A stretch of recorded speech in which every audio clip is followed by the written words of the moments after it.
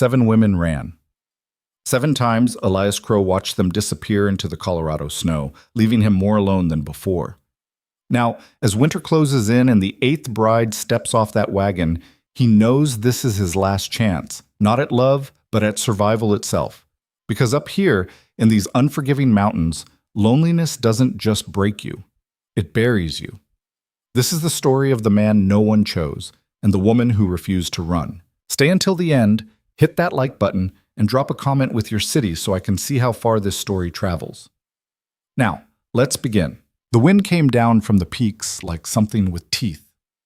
Elias Crow stood at the edge of his property, hands shoved deep in his coat pockets, watching the trail that cut through the pines.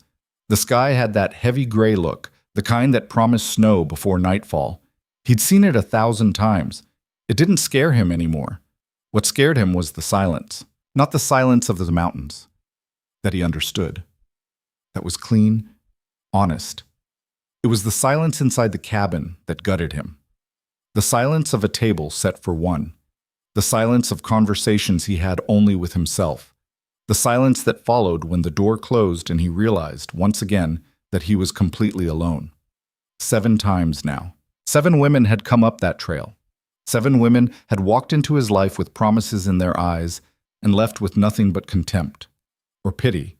He wasn't sure which was worse. The first one, Catherine, had lasted 3 days. She'd taken one look at the cabin, the mountains pressing in on all sides, and started crying. Quiet at first, then louder. By the 3rd morning, she was hysterical. Elias had driven her back down the mountain himself, her trunk rattling in the wagon bed, neither of them speaking. The 2nd lasted a week. The 3rd, 9 days.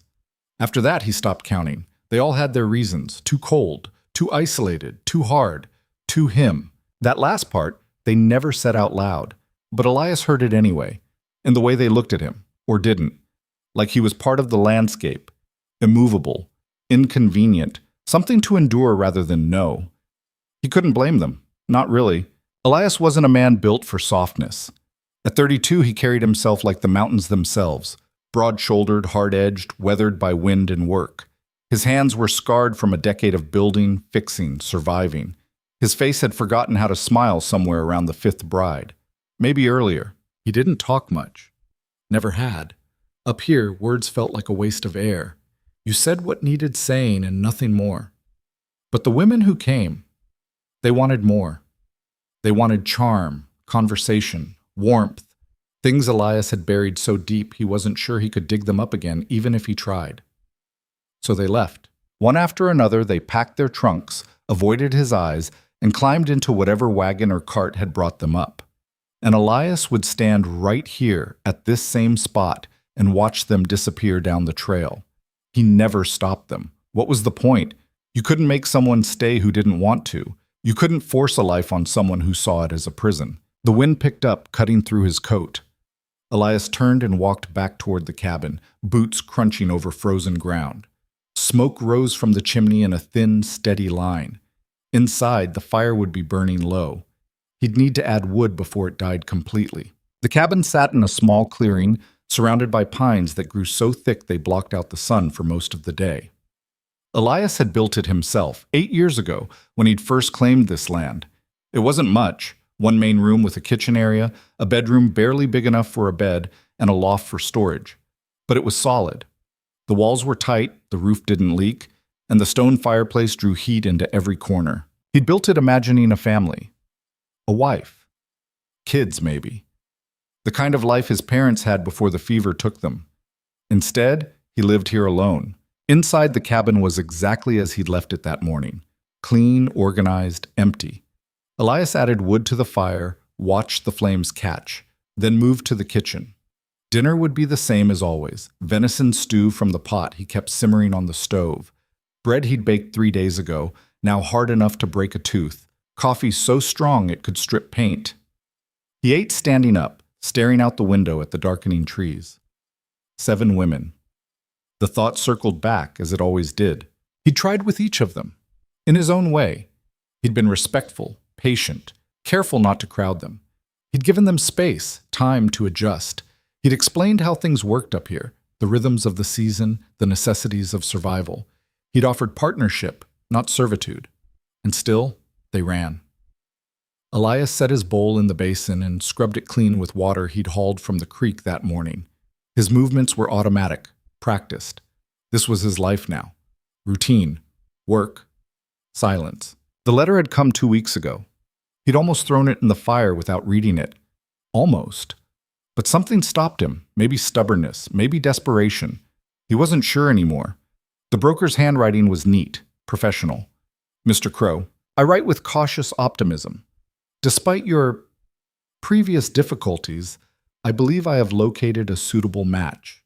Miss Mara Alvarez, age 28, comes highly recommended. Unlike previous candidates, Miss Alvarez has experience with frontier life. She is practical, self-sufficient, and has explicitly requested placement in an isolated location. I must be frank, Mr. Crow. This will be your final arrangement through our services. Given the circumstances, we cannot continue to facilitate matches that do not result in stable placements. Miss Alvarez will arrive on the 14th of November, weather permitting. I trust this time will prove different. Respectfully, Thomas Hartwell. Elias had read it 3 times, then folded it and put it in the drawer with the others. Final arrangement. He understood what that meant. After this, he was done. No more letters, no more wagons bringing hopeful women up the mountain. No more chances. This was it. The 14th was tomorrow. Elias stood at the window, watching snow begin to fall. Light at first, just a dusting. But he knew how quickly that could change. Up here, storms came fast and hit hard. If the weather turned, the wagon might not make it through at all. Part of him almost hoped it wouldn't. What was the point of going through this again? Another woman stepping into his life, looking around with barely concealed horror, counting the days until she could leave. Another failure. Another confirmation that he was meant to live this life alone. But another part of him, smaller, quieter, buried under years of disappointment, still hoped. Maybe this time would be different. Maybe Mara Alvarez, whoever she was, would see something in this life worth staying for. Maybe she'd see something in him worth knowing. Maybe. Elias turned away from the window and banked the fire for the night. Tomorrow, he'd find out. The next morning came cold and sharp. Elias woke before dawn, as always, and went through his routine. Fire, coffee, check the animals. 2 horses, a milk cow, chickens in the coop he'd reinforced last summer. Everything was as it should be. The world was still standing. By mid-morning, the snow had stopped, leaving a fresh white blanket over everything. The trail would be passable, barely. If the wagon was coming, it would be today. Elias forced himself to eat, though he had no appetite. Then he cleaned the cabin. Not that it needed it, he kept things tidy out of habit, but he needed something to do with his hands. He swept the floor, straightened the few books on the shelf, made sure the bedroom door was open so she'd see he'd given her the only real bed while he'd take the loft. Small gestures. Meaningless, probably, but he did them anyway. By noon, he was standing outside again, watching the trail. The wind had died down. The silence was absolute. Then faintly, he heard it. The creak of wagon wheels, the plod of hooves on frozen ground. Elias's chest tightened. The wagon came into view slowly, struggling through the snow. The driver was a man Elias recognized, Ben Carver, who ran supplies up from the nearest town when the roads allowed. Ben didn't look happy. He never did when he had to make this trip. The wagon stopped 20 feet from the cabin. Ben climbed down, shaking snow from his coat. Crow. Ben. Got your delivery. Ben jerked his head toward the back of the wagon. Though I gotta say, this is the worst damn road I've ever taken. Nearly lost a wheel twice. Elias didn't respond. His eyes were on the figure sitting in the back of the wagon, wrapped in a heavy cloak. She hadn't moved yet. Ben opened the tailgate and offered his hand. Miss Alvarez, we're here. The woman stood. Elias got his first real look at her as she stepped down. Mara Alvarez was not what he'd expected.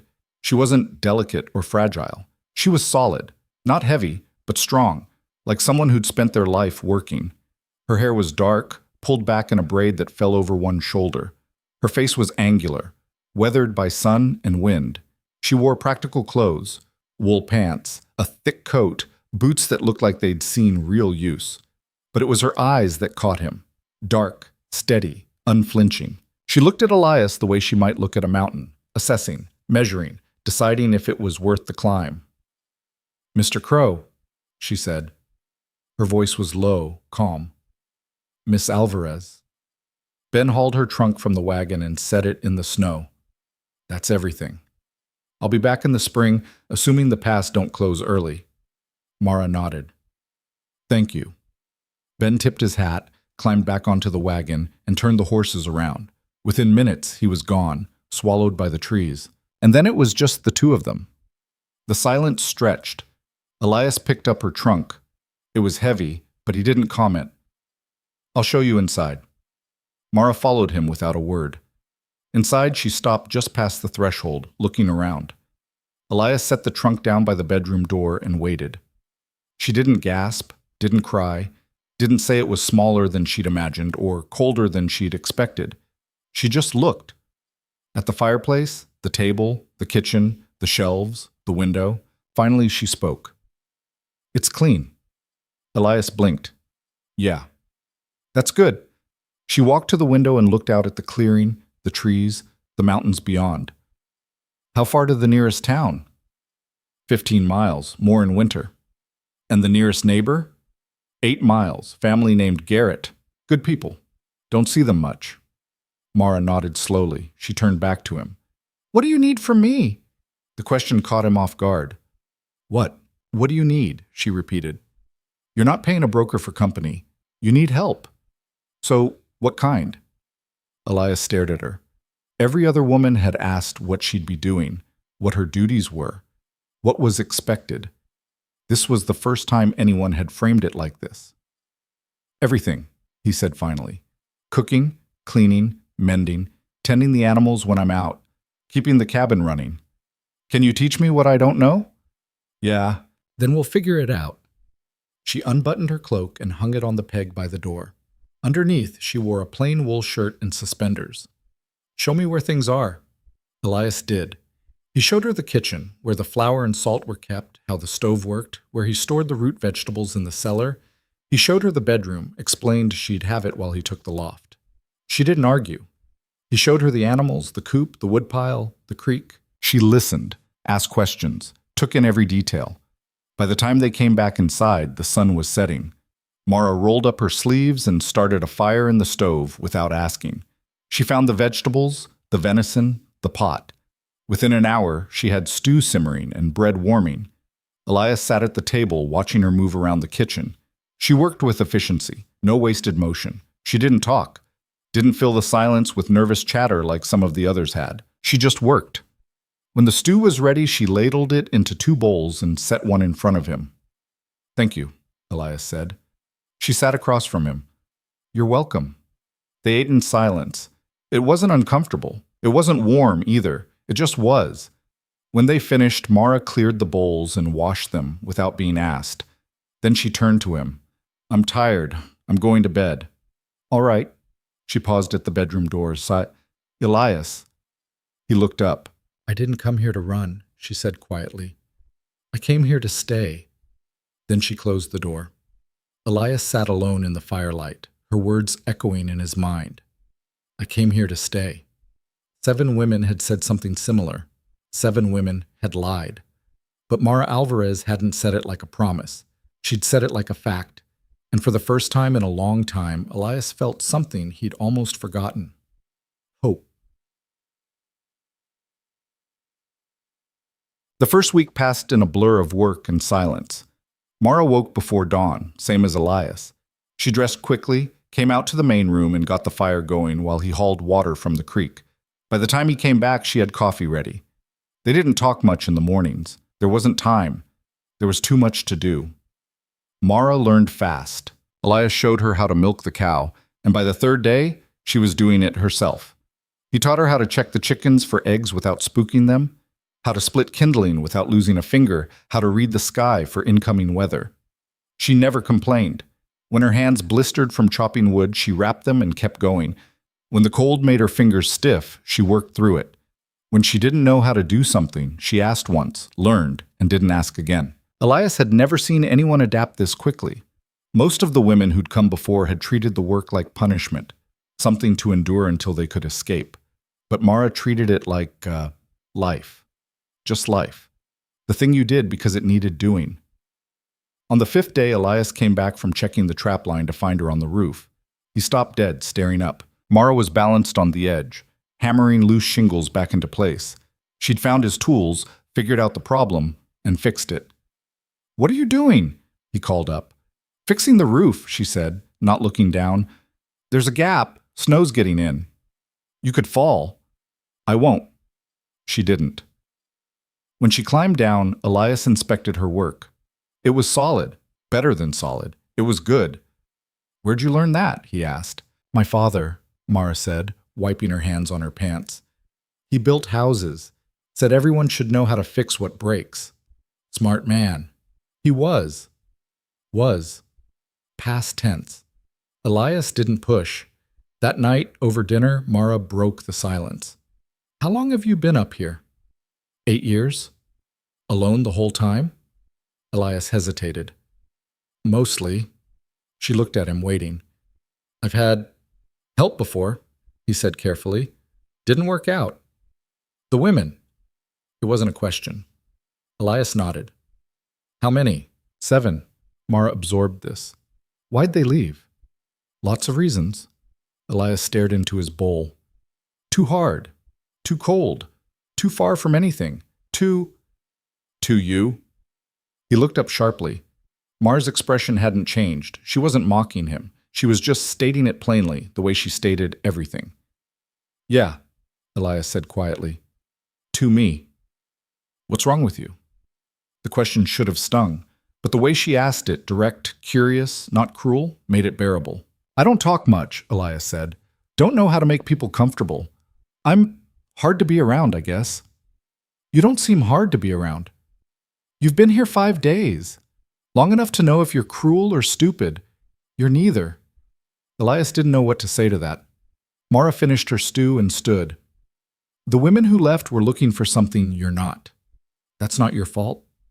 She washed her bowl and went to bed. Elias sat in the firelight, turning her words over in his mind. Looking for something you're not. Maybe she was right. Maybe they'd come expecting a different kind of man. Someone charming, easy, warm. Someone who'd fill the silence with laughter and promises. That wasn't Elias. He was rough edges and long silences and hands that knew work better than tenderness. But Mara didn't seem to mind. She didn't seem to need him to be anything other than what he was. And that, Elias realized, was something entirely new. On the 8th day, the storm hit. Elias woke to the sound of wind howling through the trees like something alive and angry. Snow was already piling against the windows, and the temperature had dropped so sharply he could see his breath inside the cabin. He got up, added wood to the fire, and looked outside. White. Everything was white. The storm had come in fast overnight, and it wasn't letting up. This was the kind of storm that buried everything. Cabins, trails, livestock. The kind that killed if you weren't prepared. Mara came out of the bedroom, already dressed. "How bad?" "Bad.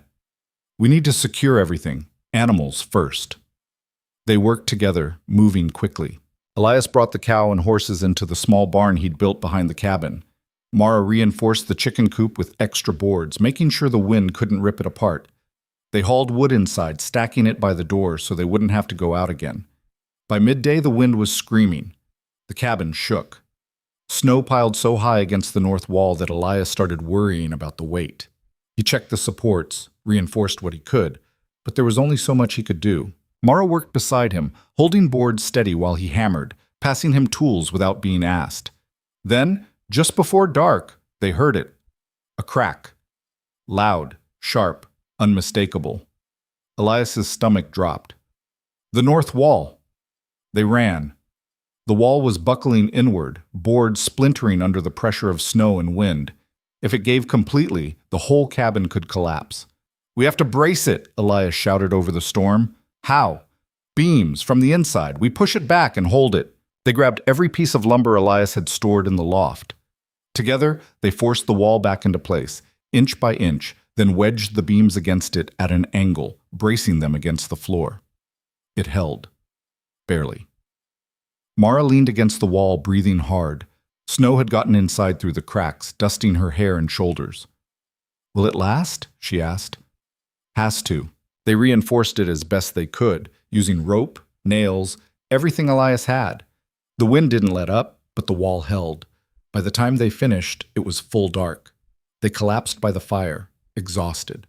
Mara pulled off her gloves. Her hands were red, raw from the cold and the work. Elias's weren't much better. "You didn't panic," he said. "Why would I?" "Most people would." "I'm not most people." No, Elias thought. She wasn't. The storm raged for 3 days. They stayed inside, keeping the fire going, rationing food, listening to the wind tear at the cabin. At night, Elias lay in the loft, staring at the ceiling, listening to Mara breathe in the room below. She didn't complain, didn't ask when it would end, didn't look at him like this was his fault. She just endured. On the third night, the wind finally died. Elias woke to silence. He climbed down from the loft and looked outside. The storm had passed. The world was buried under 4 feet of snow, but the sky was clear. Mara came out of the bedroom, hair loose around her shoulders. "Is it over?" "Yeah." They stood together at the window, looking out at the transformed landscape. "We made it," Mara said quietly. "We did." She turned to him. "Elias." "Yeah?" "Thank you." He frowned. "For what?" "For not giving up." Elias didn't know what to say. Mara smiled. Just a little, just enough. Then she went to start breakfast. And Elias stood there, something unfamiliar tightening in his chest. She'd thanked him. Not for saving her, not for protecting her, for not giving up. Like they were in this together, like she saw him as more than just the man who owned the cabin, like she saw him as a partner. For the first time since she'd arrived, Elias let himself believe it. Maybe Mara Alvarez really had come to stay. The days after the storm fell into a rhythm that surprised them both. Elias had expected things to shift, maybe become easier, maybe harder. But what he hadn't expected was how natural it felt to have Mara there. Not like a guest, not like someone waiting for the next wagon out. Like she belonged. She moved through the cabin with purpose, learning the patterns of their life together without needing instruction. She figured out which mornings Elias needed to leave early to check the trap lines and had coffee ready before he woke. She noticed when supplies were running low and made a list without being asked. She found the weak spots in the cabin, loose hinges, drafty corners, boards that needed replacing, and fixed them. But it was more than just the work. It was the way she'd hand him tools before he asked for them. The way she'd take over stirring the pot when his hands were too cold to grip the spoon. The way she'd sit across from him at dinner and eat in comfortable silence, not the strained kind that made his shoulders tight. 2 weeks passed. Then 3. Elias kept waiting for the complaints to start, for the tears, for the look that said she'd made a terrible mistake. It never came. Instead, Mara started asking questions. "Why'd you choose this spot?" she asked one afternoon while they were splitting wood outside. The sky was gray, threatening more snow, but they needed to build up the supply. Elias brought the axe down, splitting a log clean through. The water, creek runs year-round, doesn't freeze all the way through, even in deep winter, and the clearing gets sun most of the day when there's sun to get. Smart, Mara stacked the split pieces. But it's far from everything. That was the point. She looked at him, waiting. Elias set another log on the stump. "Spent time in a town once, Denver, too many people, too much noise, couldn't think straight." "So you came up here?" "Yeah." "Alone?" "Yeah." Mara picked up the axe when he paused, testing its weight. "Show me how you're doing that. I'm not getting a clean split." He adjusted her grip, showed her where to aim, how to let the weight of the axe do the work. She tried again. The log split. Not perfect, but better. "You miss it?" she asked, setting up another piece. "Being around people?" Elias thought about it. "No." "Never?" "Sometimes I'd go down for supplies. See the Garretts maybe twice a year. That was enough." "What about before? You always live out here?" "No." Elias took the axe back, needing something to do with his hands. "Grew up on a farm, Kansas. Parents died when I was 19. Fever took them both in a week. Sold the farm, worked different places. Mines, rail lines, ranches. Saved enough to buy this land, came up here when I was 24. No siblings? Had a sister. She married, moved east. Haven't heard from her in years. Mara was quiet for a moment. Then, my father died 3 years ago. Mother before that. No siblings either. Just me. It was the most she'd said about herself since arriving. Elias stopped splitting. I'm sorry. She shrugged. People die. That's life. Still hard. Yeah. Mara looked out at the trees, her expression unreadable. He taught me everything. Building, fixing, hunting. Said a woman needed to know how to take care of herself because you couldn't count on anyone else to do it. He was right.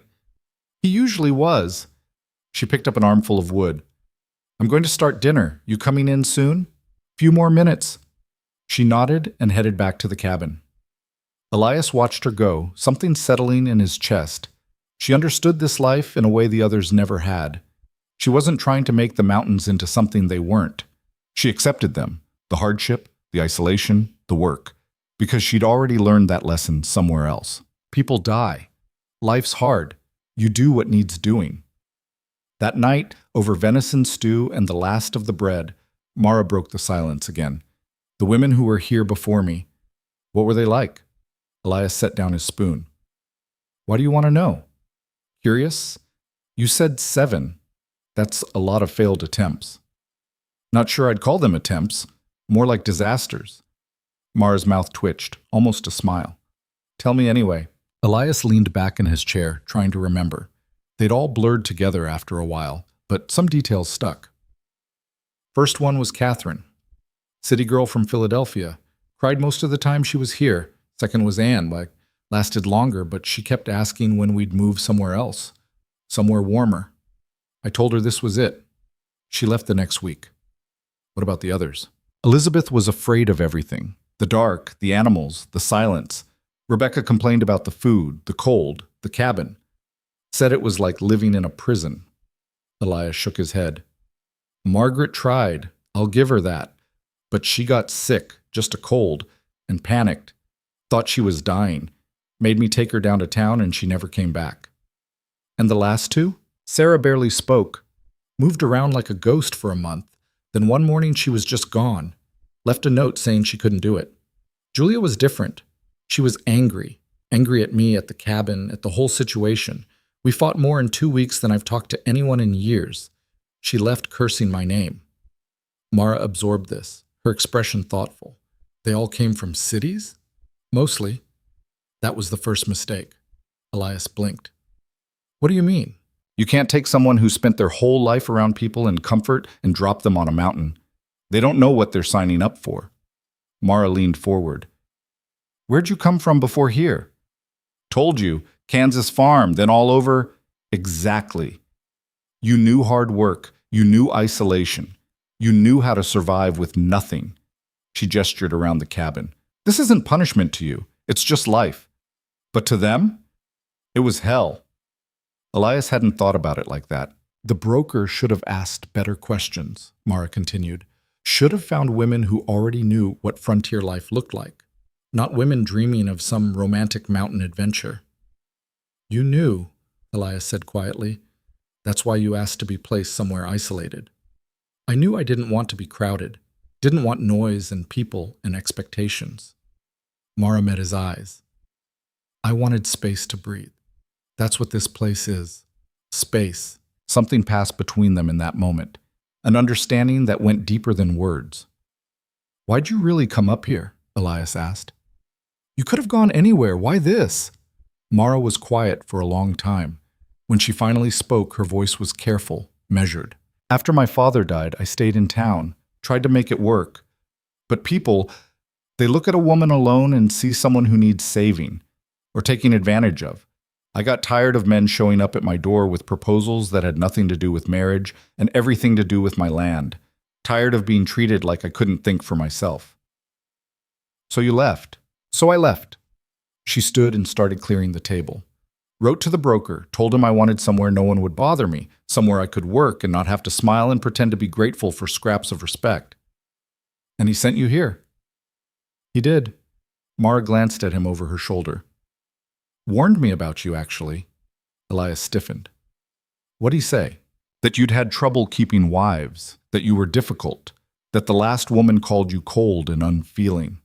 She set the dishes in the basin. I told him that sounded perfect. Elias couldn't help it. He laughed, short, sharp, surprised. Mara turned, and this time she did smile. Small, but real. You're not cold, she said. You're just quiet. There's a difference. Most people don't see it that way. Most people are idiots. This time Elias's laugh was longer, easier. It felt strange in his chest, like a muscle he'd forgotten how to use. Mara washed the dishes while he dried. They worked side by side, shoulders almost touching in the small kitchen space. Outside, the wind picked up, rattling the shutters. Storm's coming back, Elias said. How can you tell? Winds change direction, and the cold, it's got weight to it. Mara tested the air, breathing deep. You're right. I feel it. We should check the barn. Make sure the animals have enough feed to last a few days. They bundled up and headed out into the growing darkness. The temperature had dropped sharply, and the first flakes of snow were already falling. Elias led the way to the barn, Mara close behind. Inside, the horses shifted in their stalls, sensing the change in weather. The cow lowed softly. Elias checked their water, broke the thin layer of ice that had formed, and hauled in extra hay from the loft. Mara inspected the roof, checking for leaks they might have missed. Looks solid. Good. They worked quickly, efficiently. When everything was secured, they stood in the barn doorway watching snow fall in thick curtains. How long will this one last? Mara asked. Day, maybe 2. Not as bad as the last one. How can you tell? The sky. It's not as heavy.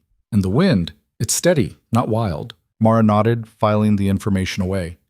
She did that a lot, Elias noticed. Stored knowledge like she was building a library in her head. They ran back to the cabin through the snow.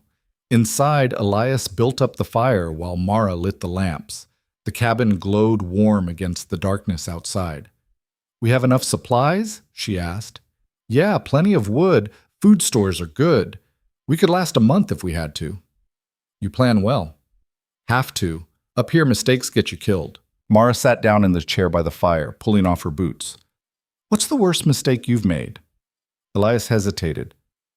You really want to know? I wouldn't ask if I didn't. He sat across from her. First winter I was here, I didn't stock enough firewood. Thought I had plenty. I was wrong.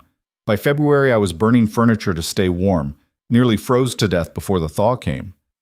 How'd you survive? Stubbornness mostly. And luck. Elias stared into the fire. Learned my lesson. Now I cut twice as much wood as I think I'll need. Good policy. Mara stretched her feet toward the heat. I made a mistake once. Big one. What happened? Trusted the wrong person. Her voice went flat. Man came around after my father died. Said he'd help me manage the property, take care of the business side of things. I believed him. Signed papers I shouldn't have. By the time I realized what he'd done, he'd sold half my land out from under me. Elias felt anger rise in his chest. You get it back? No. Gone was gone. I sold what was left before he could take that too. She looked at him. That's when I wrote to the broker. Figured if I was starting over, I'd do it somewhere no one could touch. I'm sorry that happened to you. Don't be. I learned. Mara's eyes hardened. Won't make that mistake again. They sat in silence for a while, the fire crackling between them. Outside, the storm built itself into something bigger, but inside the cabin held strong. Elias, Mara said eventually. Yeah? This thing we're doing, this arrangement, what exactly is it? The question caught him off guard. What do you mean? I mean, am I your wife, your housekeeper, your partner? She turned to face him fully. Because the broker called it a marriage arrangement, but you've never touched me, never tried. You gave me the bedroom and took the loft. We work together like business partners, not husband and wife. Elias's throat went tight. I didn't want to assume anything, didn't want you to feel trapped or... I'm asking what you want, Mara interrupted. Not what you think I want. What do you want from this? He looked at her, really looked, at the strong line of her jaw, the steadiness in her eyes, the way she sat like she owned every inch of space she occupied.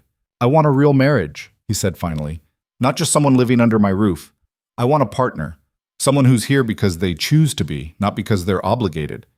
And if I choose to be here, then I'd like to build something real with you, if you're willing. Mara studied him for a long moment. Then she stood and crossed the small space between them. She held out her hand. I'm willing.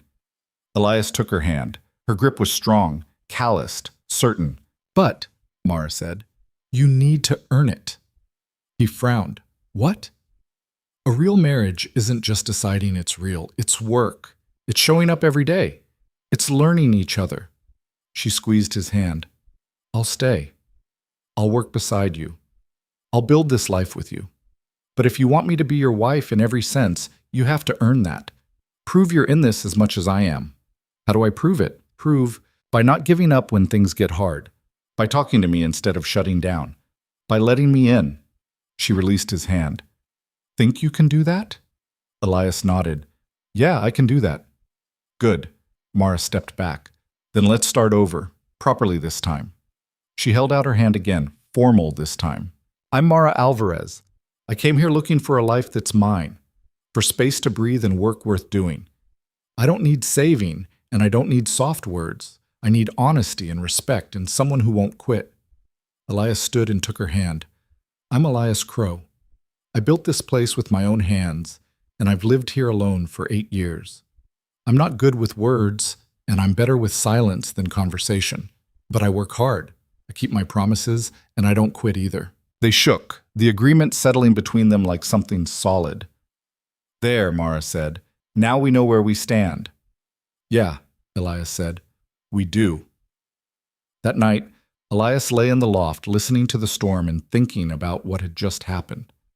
Mara had drawn a line, not to push him away, but to make sure they were both clear about what they were building.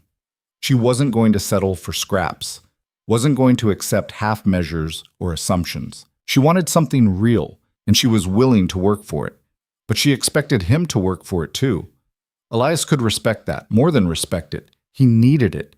Needed someone who wouldn't just accept whatever he offered, but who'd push back, demand more, make him be better. For the first time since Mara had arrived, Elias let himself imagine a future that didn't end with her leaving. A future where the cabin wasn't silent, where dinner wasn't a meal alone, where the work was shared and the burden lighter because there were two of them carrying it. Maybe this could work. Maybe they could build something that lasted. The storm blew itself out by morning. Elias woke to sunlight streaming through the loft window and the smell of coffee brewing below. He climbed down to find Mara already dressed, breakfast on the table. Morning, she said. Morning. They ate quickly, then went out to assess the damage. The snow was deep but manageable. The barn had held. The chicken coop needed some repairs where the wind had torn loose a board, but nothing major. They worked together, falling into the rhythm they'd built over the past weeks. Mara held the board steady, while Elias nailed it back into place. They cleared snow from the paths, checked on the animals, hauled fresh water from the creek. By afternoon, everything was back in order. I'm going to check the trap line, Elias said. Want to come? Mara looked surprised. You're asking? Yeah, figured it's time you learned the territory. In case something happens to me, you'll need to know where everything is. All right. They set out into the woods, Elias leading the way. The forest was transformed by the snow, quiet, pristine, beautiful in a harsh way. He showed her the landmarks he used to navigate, a lightning-split pine, a boulder shaped like a sleeping bear, a creek crossing where the water ran fast and clear. You set the traps in a pattern? Mara asked, studying the trees. Yeah, rough circle about 2 miles out from the cabin.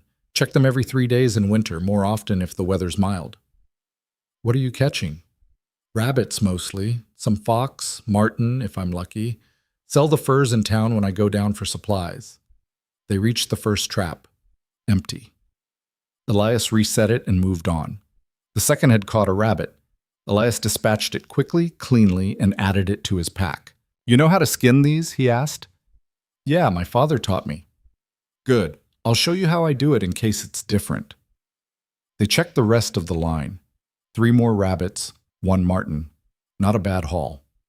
On the way back, Elias pointed out other things. Which plants were edible, which trees made the best firewood, where the deer trails ran. Mara absorbed it all, asking questions that showed she was really listening. "Why do you like it up here?" she asked as they neared the cabin. Elias considered.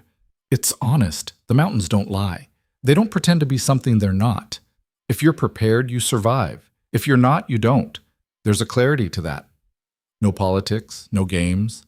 "Exactly," Mara smiled. "I knew I came to the right place." Back at the cabin, Elias showed her his skinning technique. She watched carefully, then took over on the second rabbit. Her hands were steady, practiced. She worked efficiently, wasting nothing. "Your father taught you well," Elias said. "He believed in being useful, said there was no point in knowing things halfway." He was right.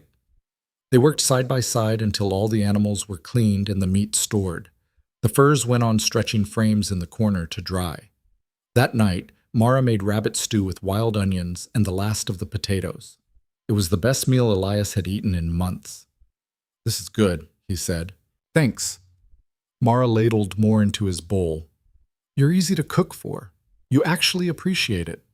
"Why wouldn't I?" "Some men expect it, like it's owed to them, not earned." She sat down across from him. "You say thank you. You notice the work. That matters.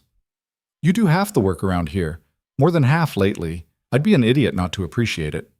7 other women lived here? Did you thank them?" Elias thought back. "I tried to. Don't think they believed I meant it." "Why not?" "Because I didn't know how to show it any other way. I'd say the words, but I didn't know what else to do." He set down his spoon. "With you, it's different. You don't need me to perform gratitude. You just need me to pull my weight." Exactly. Mara broke off a piece of bread. "We're a team. Teams don't grovel to each other. They just work. You see this as a team? Don't you?" Elias looked at her, at the woman who'd fixed his roof, survived the storm, learned his trap lines, challenged him to be better. "Yeah," he said. "I do." "Good. Then we're on the same page." After dinner, they sat by the fire. Mara was mending one of his shirts where the sleeve had torn. Elias was working on a new handle for the axe. The old one had started to splinter. "Tell me about the Garretts," Mara said, without looking up from her stitching. "What about them? You said they were your nearest neighbors. What are they like?" "Good people. Henry and Martha, been up here longer than me. They have 3 kids, all grown now. 2 moved away, 1 stayed to help run the place." "You close with them?" "Not close, but friendly. They helped me when I first got here, taught me things about living up here that I didn't know. I help them when they need an extra pair of hands." "Think I'll like them?" The question made Elias pause. It implied a future where Mara would meet them, where she'd be introduced as his wife, where she'd become part of the small community that existed up here. "Yeah," he said. "I think you will. Martha's tough, practical. You'd get along." "When do we see them next?" "Spring, probably. Roads will be clear enough for visiting by late April." Mara nodded, making a note of it. They worked in comfortable silence. Outside, the wind had picked up again, but it wasn't the screaming kind. Just steady, constant, the sound of winter settling in for the long haul. "Elias," Mara said eventually. "Yeah?" "This is working." He looked up. "What is?" "This, us. The way we're doing things." She tied off the thread and held up the shirt, inspecting her work. "I wasn't sure it would, but it is." "You had doubts?" "Of course I had doubts. I came up here knowing nothing about you except what a broker told me. For all I knew, you could have been cruel or crazy or—" She stopped. "But you're not. You're just a man trying to live his life on his own terms. I respect that." "I respect you too," Elias said. "More than you know." Mara met his eyes. "Then keep showing me. Every day. That's all I need." "I will." She handed him the mended shirt. "Good as new." Elias took it, their fingers brushing briefly. The touch was brief, casual, but it carried weight. An acknowledgement of what was building between them. Something slow, careful, but real. The weeks turned into a month. Winter tightened its grip on the mountains, and the world beyond the cabin became unreachable. But inside, life continued. Work, meals, conversations by the fire. Mara became part of the landscape. Not an intruder, but a fixture, as natural as the trees or the creek or the mountains themselves. Elias stopped thinking of the cabin as his and started thinking of it as theirs. She carved out her own spaces without asking permission. A corner for the books she'd brought, a shelf for the small things she'd collected, smooth stones from the creek, pine cones from the forest. Her coat hanging next to his by the door. And Elias let her. More than let her. He welcomed it. One night she asked him something he didn't expect. "Do you ever regret it?" "Regret what?" "Coming up here. Choosing this life." Elias thought about it. Really thought. "No," he said finally. "It's hard and it's lonely sometimes, but it's mine. I built it. No one can take it from me." "And if you hadn't come here, what would you have done?" "Don't know. Worked myself to death on someone else's land, probably, or ended up in a city I hated, doing work that didn't matter." He looked at her. "What about you? You regret coming here?" "No." Mara's answer came quick, certain. "I regret a lot of things, but not this." They sat with that truth between them. Outside, the wind howled. Inside, the fire burned steady. And for the first time in 8 years, Elias Crow didn't feel alone. February came with a cold so brutal it made the previous months feel like autumn. The kind of cold that froze spit before it hit the ground and turned breath into clouds of ice. Elias had lived through winters like this before, but never with someone else to worry about. Mara handled it better than he expected. She wrapped herself in layers, kept the fire burning hot, and worked through the discomfort without complaint. But Elias noticed the way her hands shook sometimes when she came in from feeding the chickens, the way she'd stand close to the stove longer than necessary. "You're cold," he said one morning, watching her cradle a cup of coffee like it was the only warm thing in the world. "Of course I'm cold. It's freezing." "I mean more than usual." Mara shrugged. "I'll manage. There's extra blankets in the trunk, and I've got a spare coat that might fit better than the one you're wearing." "I'm fine, Elias." "You're shivering." "So are you." He couldn't argue with that. The cold had gotten into the cabin despite their best efforts. Ice formed on the inside of the windows overnight. The water in the basin froze solid. Even with the fire roaring, the temperature barely climbed above tolerable. "We need to insulate better," Mara said, setting down her coffee. "The walls are losing too much heat." "I've packed mud in the gaps already." "Not enough. We need something more." She walked over to the north wall, pressing her hand against it. "This whole side is ice cold. The wind's getting through somewhere." Elias joined her, running his own hand along the wood. She was right. The wall was practically frozen. "We could pack it with pine boughs," he said. "Layer them between the inner and outer walls if we can get in there. Or use the animal pelts, the ones that aren't good enough to sell." Elias considered it. They had a pile of furs with holes or tears, still good for insulation, but worthless at market. That could work. They spent the next 2 days tearing apart the north wall from the inside and rebuilding it with layers of fur sandwiched between the boards. It was brutal work in the cold, their fingers going numb despite gloves. But by the time they finished, the difference was immediate. The wall held heat. "Better," Mara said, pressing her hand against it. "Much better." That night, the cabin was warmer than it had been in weeks. They sat by the fire, both exhausted, both satisfied. "You're good at this?" Elias said. "At what?" "Problem solving, figuring things out." "Had to be. My father didn't tolerate helplessness." Mara stretched her legs toward the fire. "He'd break something on purpose sometimes, just to see if I could fix it. Said the world was full of broken things, and not enough people who knew how to make them work again." "Sounds like a hard man." "He was, but he was fair." She looked at Elias. "You remind me of him sometimes." "How?" "You don't waste words, don't make promises you can't keep. Don't expect the world to be easy just because you want it to be." Elias didn't know how to respond to that. Being compared to someone Mara respected felt significant, heavier than casual conversation. "I'll take that as a compliment," he said finally. "It is." They fell quiet. Outside, the wind had died down completely, leaving the night eerily still. Elias stood and looked out the window. The moon was full, casting blue light across the snow. "It's beautiful," Mara said, coming to stand beside him. "Yeah. You ever think about leaving, going somewhere warmer?" "No, this is home." "Even when it's this hard?" "Especially then." Elias turned to her. "The easy places are crowded. Everyone wants them. Up here you have to earn it. That makes it worth something. Mara nodded slowly. I get that. They stood together, shoulders almost touching, watching the moonlight. And in that moment, Elias felt something shift. Not dramatically, not with fireworks or grand gestures, just a quiet settling, like pieces finally finding where they belonged. Elias? Mara said softly. Yeah? I'm glad I'm here. Me too. She turned to face him fully. Her eyes were dark in the dim light, serious and searching. I need to ask you something, and I need you to be honest. His chest tightened. All right. Is this just an arrangement to you? Just convenience? Or is there something more? Elias had known this question was coming eventually, had felt it building between them for weeks. But now that it was here, the words stuck in his throat. I don't know how to answer that, he said finally. Yes, you do. You're just afraid to say it. I'm not afraid. Then say it. Mara's voice was firm but not unkind.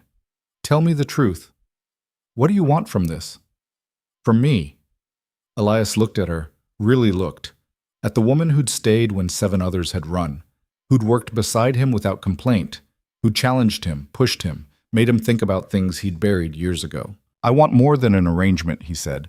I want a real marriage, a real partnership, someone who's here because they choose to be, not because they're obligated. He paused, then pushed forward. I want you to be my wife. Actually, not just on paper. And what does that mean to you? Being a wife?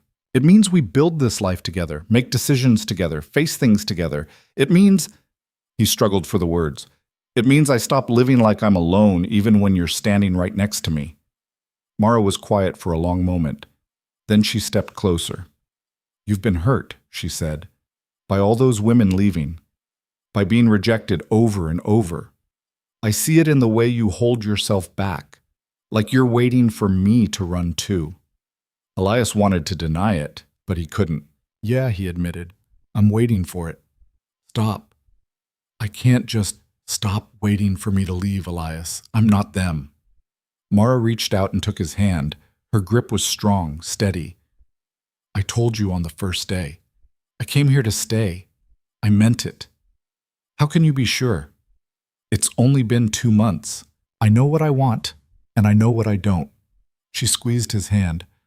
I don't want to go back to a town where men think they can take what's mine. I don't want to smile and be polite and small.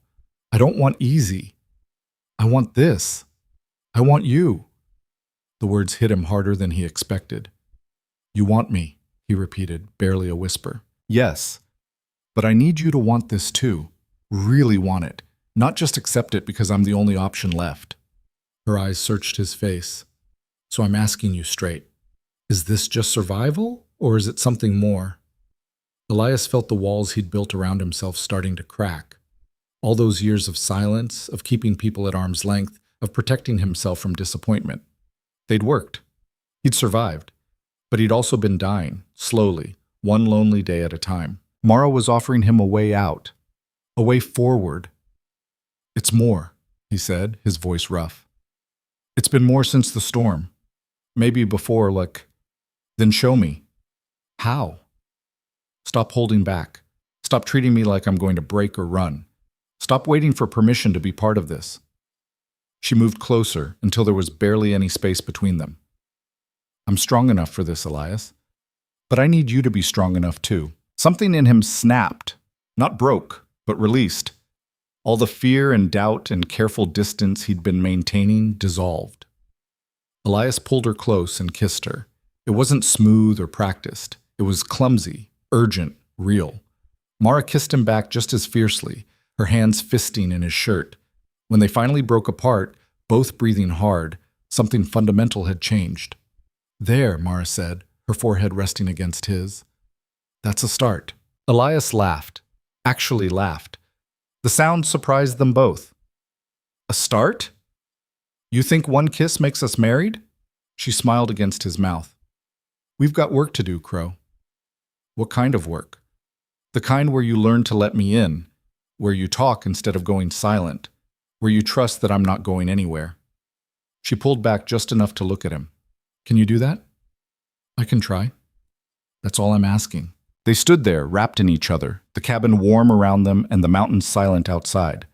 For the first time in 8 years, Elias felt the loneliness that had been his constant companion finally, truly, leave. That night, Mara didn't go to the bedroom alone. She climbed up to the loft with Elias, and they lay together in the narrow bed, her back pressed against his chest, his arm wrapped around her waist. "This is going to be cramped," she said. "Yeah, we should build a bigger bed." "Yeah, but not tonight." "No, not tonight." She settled against him, her breathing evening out. Elias stared at the ceiling, feeling the weight of her against him, the warmth of her body, the reality of not being alone. "Elias?" she murmured, half asleep. "Hmm? Don't let go." "I won't." And he didn't. The next morning, they woke tangled together, both stiff from the cramped space, but neither complaining. Mara stretched, her elbow catching Elias in the ribs. "Sorry," she said, not sounding sorry at all. "We really do need a bigger bed." "Add it to the list." The list had been Mara's idea, a running tally of everything they wanted to do to the cabin once spring came. Bigger bed? Expand the kitchen. Build a proper porch. Fix the chicken coop door that stuck. Plant a garden. Things that assumed a future. Together. They went about their morning routine with a new ease.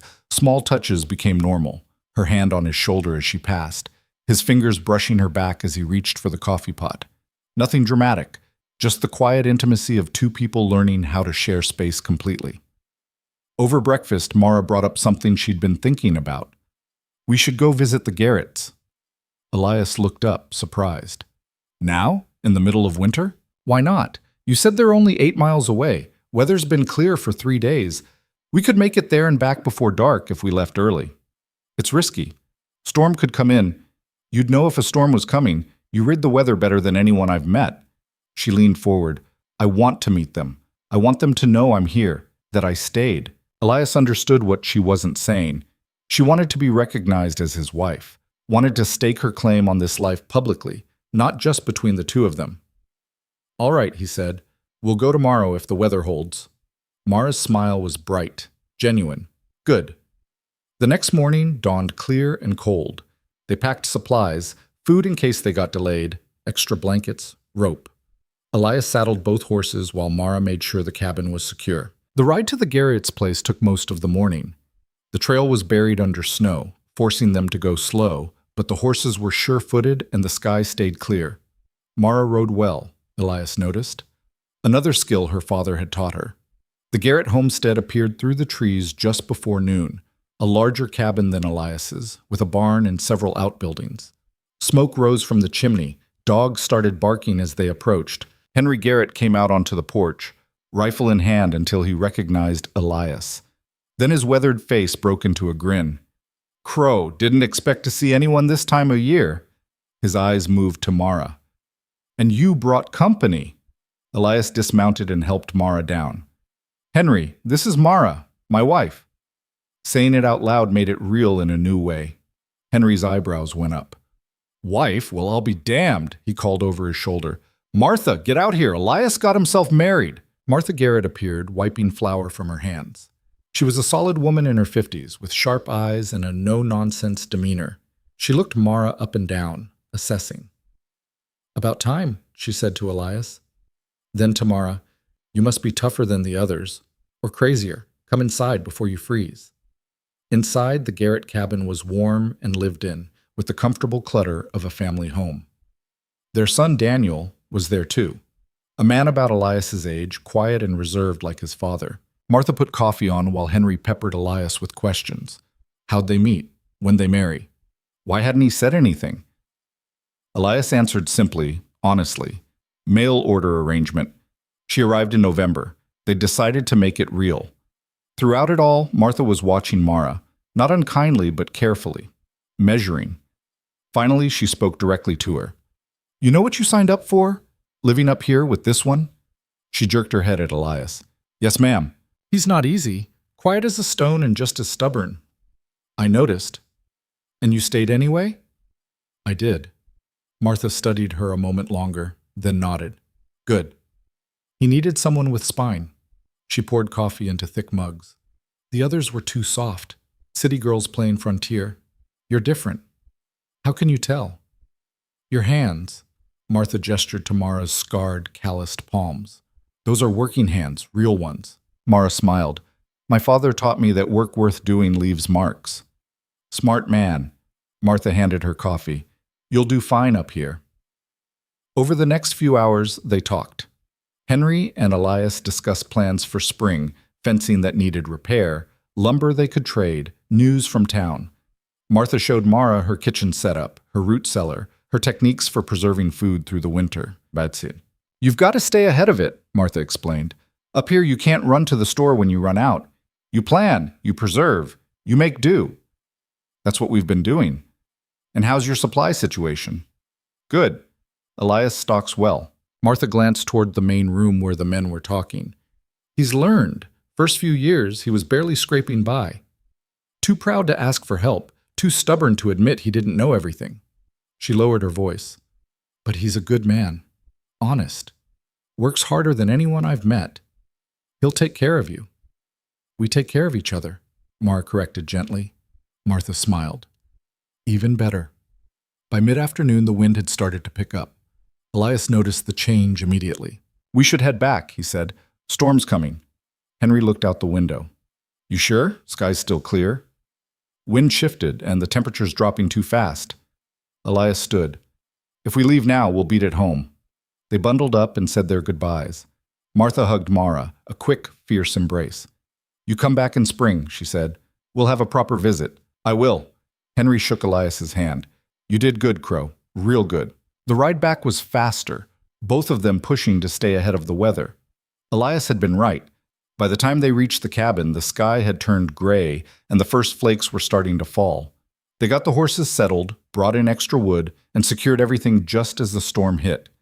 Inside, breathless and cold, they looked at each other and started laughing. You cut that close, Mara said. We made it, didn't we? Barely. They warmed up by this fire, shedding layers and thawing frozen fingers. Outside, the wind began to howl, but they were safe, prepared, together. I liked them, Mara said. The Garretts. They liked you too, I could tell. Martha's tough. Has to be. She's been up here 20 years. Mara was quiet for a moment. Think I'll be like her? In 20 years? Elias looked at her, at the woman who'd ridden 8 miles through snow to meet his neighbors, who'd handled Martha's scrutiny without flinching, who'd insisted on being recognized as his wife. Yeah, he said, but stronger. She laughed. Careful, Crow. That almost sounded like a compliment. It was. That night, the storm raged outside, but inside they were warm, fed, content. They'd crossed another threshold, made their partnership public, claimed each other in front of witnesses. As they lay together in the loft, Mara spoke into the darkness. This is real now. It was real before. Not like this. Now people know. Now it's not just us deciding, it's the world recognizing it. Elias pulled her closer. Does that change anything? No, but it matters. She turned to face him. I want you to know something. What? I'm not going to run. Ever. No matter how hard it gets, no matter what happens, I'm staying. Mara, let me finish. Her hand found his in the dark. I know you're still waiting for it. For the moment, I change my mind and leave. But it's not coming. This is where I belong. With you. Elias felt his throat tighten. How can you be so sure? Because I've spent my whole life looking for a place that felt right, that felt like mine. I found it. She squeezed his hand. You gave me that. Whether you know it or not, you gave me home. And I don't give up home. Something broke in Elias then. The last piece of armor he'd been holding on to. The fear that had kept him distant even as they grew closer. The certainty that eventually, inevitably, she'd leave like all the others. It shattered, and in its place, finally, was trust. I believe you, he said, his voice raw. Good. Because I mean it. They held each other through the night, the storm raging and the cabin standing strong, and Elias Crow let himself believe, for the first time, that he'd found something that would last. The storm blew itself out after 2 days. When it cleared, the world was buried under 3 feet of fresh snow. But the cabin had held. They had held. And as they dug out from the drifts, working side by side like they'd been doing it for years instead of months, Elias realized something profound. He wasn't alone anymore. Not just because Mara was physically here, but because she'd become part of him. Part of his thoughts, his plans, his future. When he looked ahead now, he didn't see himself. He saw them. And that didn't scare him anymore. It gave him hope. March brought a slight thaw, just enough to make travel barely possible.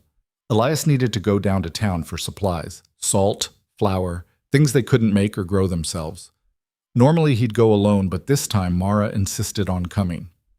I want to see the town, meet the people, get the lay of the land. It's a rough trip, 2 days each way. I can handle it. She could. Elias knew that now. They set out on a clear morning, both on horseback, pack horses trailing behind for the supplies they'd bring back. The trail down the mountain was treacherous, ice hidden under snow, steep grades, narrow passages. Mara handled it all without complaint. The town, when they finally reached it, was exactly what Elias had described. Small, rough, functional. A general store, a blacksmith, a church, a handful of houses. Nothing fancy, nothing soft. People stared as they rode in. Elias rarely came down, and never with company. At the general store, the owner, a man named Hutchins, couldn't hide his surprise. Crow, didn't expect you till spring. Needed supplies. Hutchins' eyes moved to Mara. And you brought my wife, Mara. If Hutchins had been surprised before, he was shocked now. Wife? You got married? I did. Well, I'll be. Hutchins looked between them, clearly trying to reconcile the solitary Elias he knew with this new reality. Congratulations, I suppose. Thank you, Mara said evenly.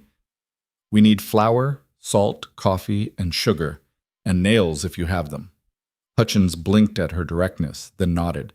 Yes, ma'am, I'll get that together. While he gathered their order, other townspeople drifted in, curious. Word spread fast in small towns. By the time they were loading their supplies, half the town knew Elias Crow had a wife. Most were polite. A few were skeptical. One man, drunk at midday, made the mistake of being crude. How long you think this one'll last? He said loudly to his friends. Crows run off, 6 women already? 7? Mara stopped loading the pack horse and turned to face him. 7, she said calmly, and I'm number 8. The man laughed. So what makes you different, sweetheart? I'm not your sweetheart. Mara stepped closer. And what makes me different is I know what I want. Those other women didn't. They came up that mountain looking for something that wasn't there. I came looking for exactly what I found. The man's smile faded. And what's that? A life that's mine. A man who doesn't need me to be something I'm not. And a place where people mind their own damn business. She stared him down. So I'll last. Count on it. The man opened his mouth, then closed it. He mumbled something and turned away. Elias, who'd been watching from near the horses, felt pride surge through his chest. Mara hadn't needed him to defend her. She'd handled it herself. Direct, fearless, final. They finished loading and headed to the saloon for a hot meal before making camp for the night. Inside, they found a table in the corner. The food was mediocre, but after weeks of their own cooking, it tasted different enough to be interesting. You made an impression, Elias said. Good. Let them talk. Let them know I'm not going anywhere. That man was an idiot. Most are. Mara took a bite of stew. But they need to understand, I'm not like the others. I'm not some fragile thing that'll break under pressure. I know. Do you? She looked at him seriously. Really know? Or are you still waiting? Elias set down his fork. I was. But I'm not anymore. What changed? You did. Or maybe I did. Maybe we both did. He reached across the table and took her hand. I trust you, Mara. Completely. Her expression softened. Good, because I need you to. They finished their meal in comfortable silence. Outside, the sun was setting, painting the snow orange and pink. They'd camp tonight, start back up the mountain in the morning. As they left the saloon, Elias noticed Mara looking around the town with an expression he couldn't quite read. What are you thinking? That I made the right choice. She looked at him. This place is fine for supplies, but I wouldn't want to live here. Too many people, too much noise. Even in winter when it's mostly empty? Even then, she smiled. I like our mountain better. Our mountain, not his, not hers, theirs. Elias pulled her close and kissed her right there in the middle of the street, not caring who saw. When they broke apart, Mara was grinning. What was that for? Because I wanted to. Well, she looped her arm through his. Do it more often. They made camp outside town, under a shelter of pines. The fire burned bright, keeping the cold at bay.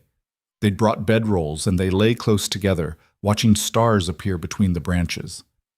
Elias, Mara said quietly. Yeah? When we get back, I want to start planning, really planning. For what? For everything. The garden in spring, expanding the cabin, building that bigger bed. She paused. A nursery. Elias's breath caught. A nursery? Eventually, not right away, but someday. She turned to look at him. Is that something you want? He thought about it. About the cabin filling with more than just the two of them. About teaching a child the things his father had taught him. About a legacy beyond just survival. Yeah, he said. Someday. Good. She settled back against him. Then we'll build toward that. They fell asleep under the stars, and Elias dreamed of a future he'd stopped believing in years ago.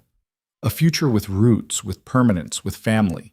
A future with Mara. The journey back up the mountain took 3 days instead of 2. A late storm caught them halfway, forcing them to take shelter in a shallow cave Elias knew from previous trips. They huddled together with the horses, keeping the fire small to conserve wood, waiting for the weather to break. This happen often? Mara asked, pressing close to him for warmth. Often enough. Weather up here doesn't follow rules. Good thing we packed extra food. Good thing you insisted on it. Elias added a small branch to the fire. I would have packed light. I noticed. You take too many risks. Calculated risks. Still risks. She shifted, getting comfortable against his shoulder. We're a team now. That means we both make it back, or neither of us goes in the first place. Elias understood what she was saying. His survival wasn't just his own anymore. If something happened to him, she'd be alone on the mountain. And if something happened to her, he'd be right back where he started. Except now it would hurt 1,000 times worse because he knew what he'd lost. You're right, he said. I know I am. The storm cleared by morning, and they made it home by nightfall. The cabin stood exactly as they'd left it, solid and waiting. Inside, everything was cold but intact. Elias got the fire going while Mara unpacked their supplies. Home, she said, looking around the small space with obvious satisfaction. Feels good to be back? Better than good? She hung her coat on the peg. I miss this place. Elias had missed it too, but hearing her say it, hearing her claim it as home, meant something more. This wasn't just the place she was stuck, it was the place she wanted to be. They settled back into their routine quickly. The supplies from town restocked their depleted stores. The weather began its slow, uncertain shift toward spring. Ice still formed every night, but the days grew incrementally longer, incrementally warmer. One morning in late March, Mara woke Elias before dawn. Get up, I want to show you something. What? Just come. He followed her outside, both of them wrapped in coats against the pre-dawn cold. She led him to the eastern edge of the clearing and pointed. There, just visible in the gray light, were the first green shoots of spring pushing through the snow. How'd you find these? Elias asked. I've been checking every morning for a week. Mara crouched down, touching one of the shoots gently. Spring's coming, really coming. Elias looked at her face, at the way the growing light caught her features, at the genuine joy in her expression over something as simple as new growth. In that moment, he realized he loved her. Not the careful, measured feeling he'd been building, not the practical partnership they'd agreed to, but actual love, deep, certain, overwhelming. He didn't say it. Not yet. The words felt too big, too important to just blurt out at dawn over winter grass. But he felt it, and he knew. We should start planning the garden, Mara said, standing. Figure out what we want to grow, where to put it. All right. They spent that morning sketching plans in the dirt by the fire.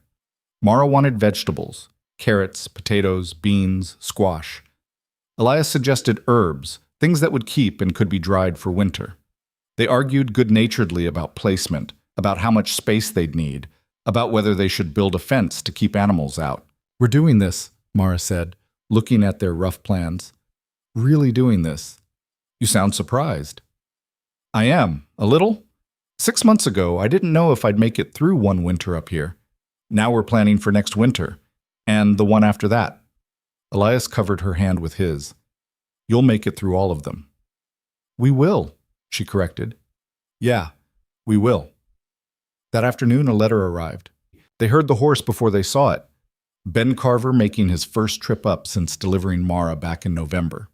He looked exhausted, his horse struggling through the melting snow and mud. "Crow," he called out, "got mail for you." Elias met him outside. "Didn't expect to see you till May. Special delivery. Broker sent it ahead, said it was important." Ben handed over the envelope. "How you been? You and the missus make it through winter all right?" "We're fine." "Good." Most folks didn't think she'd last. Ben glanced at the cabin where Mara had appeared in the doorway. "Guess they were wrong." "Guess they were." Ben tipped his hat to Mara. "Ma'am." "Mr. Carver." After Ben left, Elias stood holding the envelope, staring at the familiar handwriting. Thomas Hartwell, the marriage broker. "What is it?" Mara asked, coming to stand beside him. "Letter from the broker." Her expression went carefully neutral. "You going to open it?" Elias broke the seal and read. The letter was short, professional. "Mr. Crow, I write to inquire about the success of your recent placement. Miss Alvarez's arrival was documented, but I have received no confirmation of the arrangement's continuation. Given the previous difficulties, I feel obligated to follow up. If the placement has failed, please notify me at your earliest convenience so that I may arrange alternate accommodations for Miss Alvarez and, if you wish, seek another candidate for your situation. Should the arrangement have proven successful, I would appreciate written confirmation for my records. Respectfully, Thomas Hartwell." Elias read it twice, then handed it to Mara without a word. She scanned it quickly, her jaw tightening. When she finished, she looked up at him. "Another candidate," she said flatly. "He doesn't know you stayed, because you haven't told him." There was no accusation in her voice, just a statement of fact. "I didn't think about it. Didn't seem important." Mara folded the letter carefully. "It's important to him. His business depends on successful placements." She paused. "What do you want to do?" Elias took the letter back and walked to the fireplace. Without hesitation, he threw it into the flames. The paper caught immediately, curling and blackening. "I'm writing him back," Elias said, "telling him the arrangement is permanent, that you're my wife, that he can stop looking for candidates because I'm done." Mara watched the letter burn. "You're sure?" "Completely." He turned to face her. "Are you?" "I told you I was staying. I meant it." She crossed her arms. "But I want to write the letter with you. What we say together." They sat at the table with paper and ink. Mara wrote while Elias dictated, both of them crafting the message together. "Mr. Hartwell, the arrangement is permanent. Mara is my wife in every sense that matters. She has proven herself capable, strong, and committed to this life. I will not be requiring your services again. Please close my file. I have found what I was looking for. Elias Crow." Mara added a postscript in her own hand. "Mr. Hartwell, thank you for the placement. This is exactly where I belong. Mara Crow." She signed her new name with confidence, then showed it to Elias. "Mara Crow," he read aloud. "That all right with you?" "Yeah, more than all right." They sealed the letter and set it aside for Ben to collect on his next trip up. But the act of writing it, of declaring themselves finished with the search, felt like closing a door on the past and opening one to the future. That night, Elias finally said the words he'd been holding. They were lying in the loft, the bigger bed they'd built together finally finished and installed. It had taken them 2 weeks of work in the evenings, but it was solid, comfortable, theirs. "Mara," Elias said into the darkness. "Hmm?" "I love you." She went still beside him. Then she rolled over to face him, her eyes searching his in the dim light from the banked fire below. "Say it again." "I love you." "You mean it?" "I've never meant anything more." Mara's hand came up to touch his face, her palm rough against his cheek. "I love you too. Have for a while now." Why didn't you say anything? Because you needed to get there on your own, needed to believe it yourself before you could hear it from me. She smiled. But I'm glad you said it first. Elias pulled her close and kissed her, slow and deep. When they broke apart, he rested his forehead against hers. I never thought I'd have this, he said quietly. A real marriage. Someone who chose me. I'll choose you every day, Mara said. For the rest of my life. They made love that night with a tenderness they hadn't managed before. All the walls finally down, all the fear finally gone. Afterward, they lay tangled together, skin against skin, hearts beating in sync. We're going to build something good here, Mara said sleepily.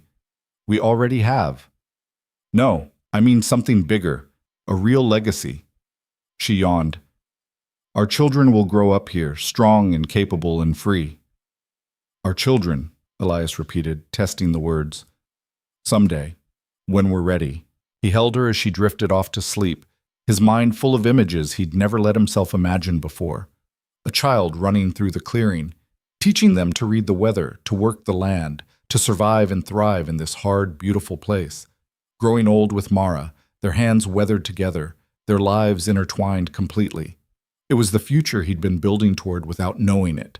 And now that it was here, real and possible, he wanted it with everything he had. April brought the true thaw. Snow melted into rushing streams, the creek swelled with runoff, and the forest came alive with sound. Birds returned, animals emerged from winter dens, and the world turned from white to brown to green in the span of weeks. Elias and Mara worked from dawn to dusk, preparing for spring. They cleared the area for the garden, built raised beds from logs Elias had cut the previous fall, hauled in soil from the forest floor mixed with composted manure from the animals. This is going to be good, Mara said, surveying their work. Really good. If we can keep the deer out. That's what the fence is for.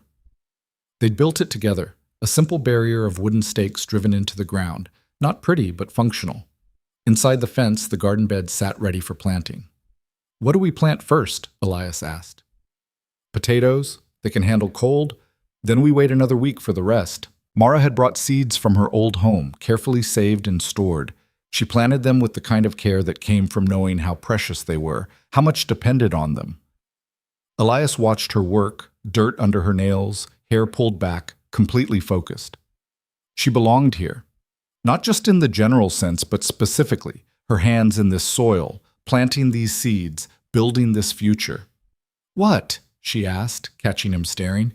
Nothing. Just watching you.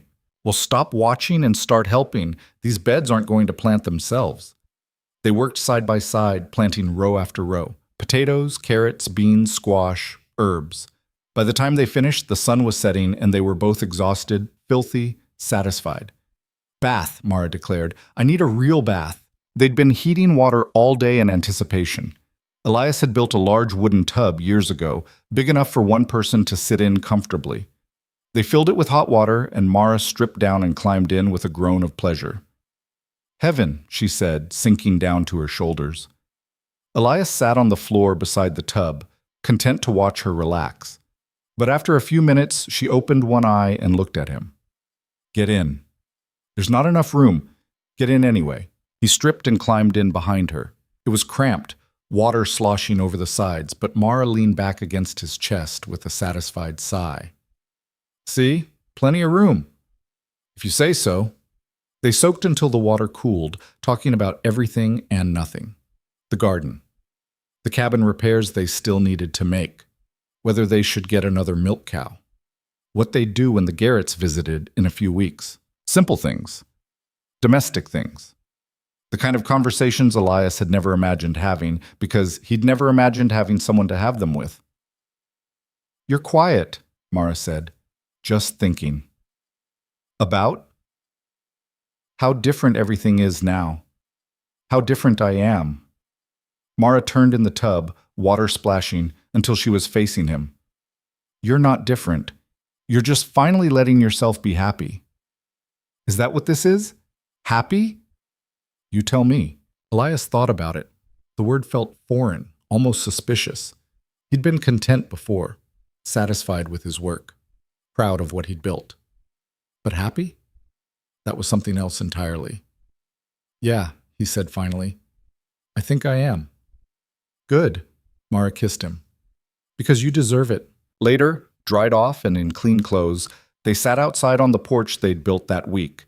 Just a simple overhang with 2 chairs, but it felt like luxury. The evening was warm enough that they didn't need coats. Stars were beginning to appear overhead. First spring evening, Mara said. Won't be many more this nice for a while. No, but they'll come back. And we'll be here to see them. Elias reached over and took her hand. They sat in comfortable silence, watching the sky darken and the stars multiply, the forest settling into its nighttime rhythms around them. This was peace, real peace, the kind that came from knowing exactly where you belonged and who you belonged with. The Garretts came to visit in early May, bringing news from town and fresh bread from Martha's kitchen. They stayed for dinner, and the cabin felt full in the best way. Voices, laughter, the warmth of friendship. Martha pulled Mara aside while the men talked. You're glowing, she said bluntly. What? You're glowing. I've seen that look before. Martha studied her carefully. You pregnant? Mara blinked, surprised. No, at least I don't think so. Well, keep an eye on it. That's the look. Martha smiled. And if you are, you come get me when it's time. I've delivered half the babies in these mountains. I'll make sure you're taken care of. I will, thank you. How's married life treating you? Better than I expected. Different than I expected. How so? Mara thought about it. I thought it would be harder. Thought we'd fight more, clash more, but we just worked together. Like we were always supposed to be doing this. That's how it should be. Marriage isn't about being the same. It's about pulling in the same direction. Martha glanced at Elias across the room. He's different too, lighter somehow. You're good for him. He's good for me too. Then you did what those other girls couldn't. You saw past the hard parts to what was worth keeping. Martha squeezed her hand. I'm proud of you, both of you. Before they left, Henry pulled Elias aside. Need any help with spring planting? Daniel and I could come up for a few days, get some of the heavier work done. We're managing, but I appreciate it. You sure? That's a lot of land for 2 people. We'll handle it, but if we need help, you'll be the first to know. Henry nodded. You look good, Elias. Better than I've seen you in years. That woman's doing something right. She is. She's doing everything right. After the Garretts left, Elias and Mara cleaned up together, washing dishes and putting the cabin back to order. I like having people visit, Mara said, but I also like when they leave and it's just us again. Me too. Is that selfish? No, just honest. Elias dried the last plate. We built this place to be ours. It's okay to want to keep it that way most of the time. Good, because I do. May turned into June, and the garden exploded with growth. Green shoots became sturdy plants, flowers became vegetables, and their hard work began paying off. They ate fresh greens for the first time in months, and the taste was almost overwhelming after a winter of preserved food. We did this, Mara said, holding a handful of fresh lettuce. We actually grew this. You sound surprised. I am. I've helped in gardens before, but never one that was completely mine. Ours, she corrected. They spent their evenings in the garden, weeding and retiring and checking progress. It became a ritual, a way to end the day together, watching what they'd built literally grow in front of them. One evening in late June, Mara stood up from weeding and pressed her hand to her stomach with a strange expression. You all right? Elias asked. Yeah, just felt weird for a second. Weird how? I don't know, like something shifted. She shook it off. Probably just hungry. I skipped lunch. But Elias noticed she was quieter than usual that night, more thoughtful. And when she declined the venison at dinner, something she never did, he started to suspect what Martha had. He didn't say anything. Mara would tell him when she was ready. 3 days later, she did. They were working on repairs to the barn roof when Mara climbed down the ladder and sat heavily on the ground. Elias, yeah? I need to tell you something. He climbed down and sat beside her. All right, I'm pregnant. The words hung in the air between them. Elias felt his heart stop, then start again, faster. You're sure? Pretty sure. All the signs are there. And I'm late. 2 weeks late. How do you feel about it? Mara looked at him. How do you? I asked first. She smiled slightly. Scared, excited, terrified, happy. She took his hand. All of it at once. Yeah, Elias said, me too. You're okay with this? Okay with it? Mara, this is... He stopped, trying to find the words. This is everything. This is the future we talked about, coming real. It's going to change things. I know. We'll have to prepare, build a cradle, make space, figure out how to... She stopped, overwhelmed. Elias pulled her close. We'll figure it out, together, same way we figured out everything else. You're not scared? I'm terrified, but I'm also... He searched for the word. I'm ready. We're ready. Mara pressed her face against his shoulder. I didn't think I wanted this. Kids, family. I thought I just wanted to be left alone. What changed? You, this place, us. She pulled back to look at him. I want to build something that lasts, something bigger than just us. And this, she touched her stomach. This is that. Elias covered her hand with his own, both of them touching the place where their child was growing. We're going to be parents, he said, testing the words. Yeah, we are. They sat together in the dirt beside the barn, the mountains rising around them, the garden growing in the distance, and the future stretching out ahead of them. Uncertain, challenging, but theirs. That night, they started planning in earnest. Where the nursery would go. They'd need to expand the cabin, add another room. What they'd need, a cradle, blankets, supplies for the birth. When they'd tell the Garretts, soon so Martha could help when the time came. When do you think? Elias asked. When is it due? If I'm right about when it happened, probably late February, maybe early March. Another winter baby. Born into the cold, into the harshness, into this beautiful, brutal place. We'll be ready, Elias said. Promise? I promise. Mara leaned against him, her head on his shoulder. This is really happening. Yeah, it is. You know what this means, right? We're not just building a life anymore. We're building a legacy. Elias looked around the cabin, at the home they'd made together, at the life they'd built from nothing, at the future taking shape in Mara's body.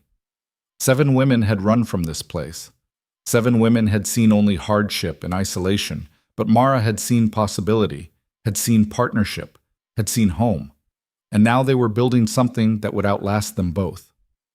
Yeah, Elias said softly, we are. The summer passed in a blur of preparation and work. Elias started building the addition to the cabin, a small room off the main bedroom that would serve as a nursery.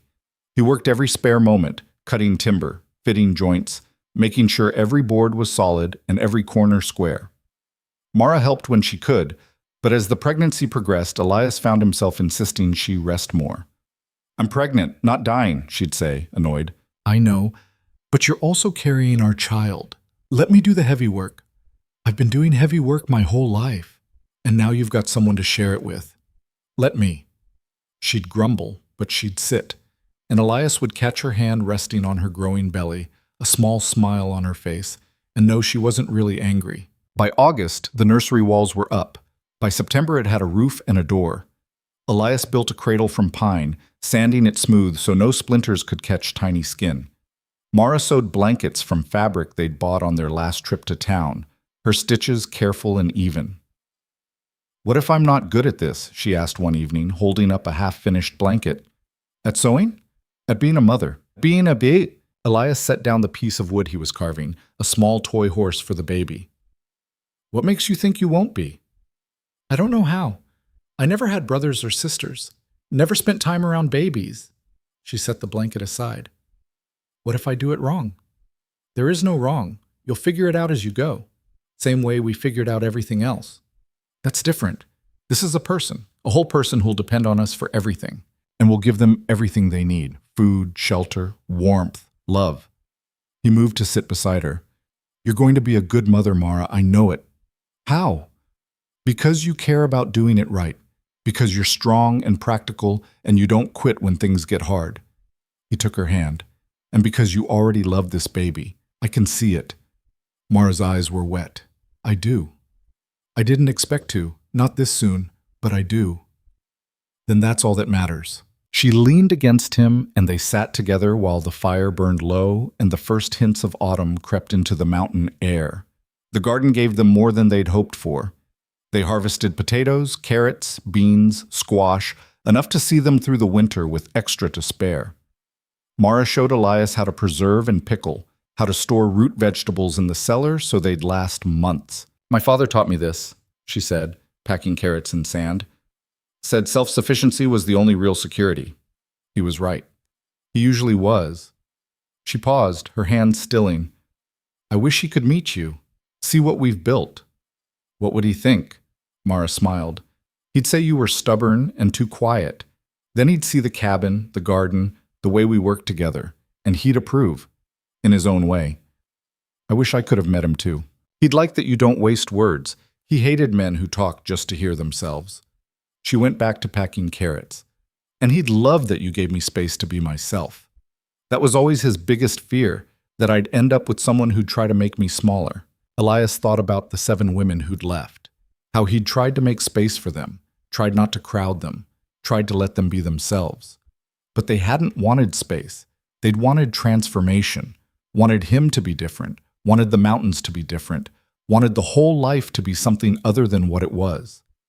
Mara had wanted exactly what he offered: space, honesty, work, partnership. "I could never make you smaller," Elias said. "You're too strong for that." "Good.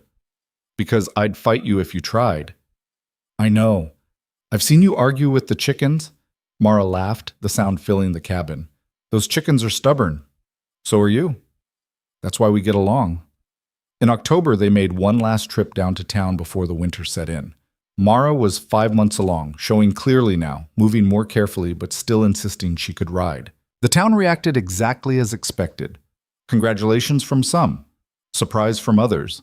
A few knowing looks that said people had been betting on whether she'd still be there come fall. She was, and she was staying. At the general store, Hutchins helped them stock up on supplies: extra fabric for baby clothes, lamp oil, coffee, flour, things they couldn't make themselves. "You preparing for a siege?" he asked, tallying up their order. "Just winter," Elias said. "With a baby coming, I suppose you need to be extra careful." "We'll be fine." Hutchins glanced at Mara, who was examining fabric on the other side of the store. "She's tougher than she looks." "She's tougher than anyone gives her credit for." "Well, you got lucky, Crow, real lucky." Elias didn't correct him. It wasn't luck. It was Mara choosing to stay, choosing him, choosing this life. Luck implied chance. What they had was built on choice and work and commitment. On the way out of town, they ran into the drunk from their last visit. He'd cleaned up since then, looked more sober, more present. He stopped when he saw Mara, his eyes going to her pregnant belly. "Ma'am," he said, tipping his hat, "I owe you an apology. What I said last time, that was out of line." Mara studied him. "You remember that?" "Hard to forget." "You put me in my place pretty thoroughly." He shifted uncomfortably. "Just wanted to say I was wrong, and I'm sorry." "Apology accepted." He nodded and walked away. Elias waited until he was out of earshot. "That surprised you," he said. "Yeah, didn't think he'd remember, much less apologize." "You made an impression." Apparently. Mara climbed onto her horse with Elias's help. "Let's go home, I'm tired."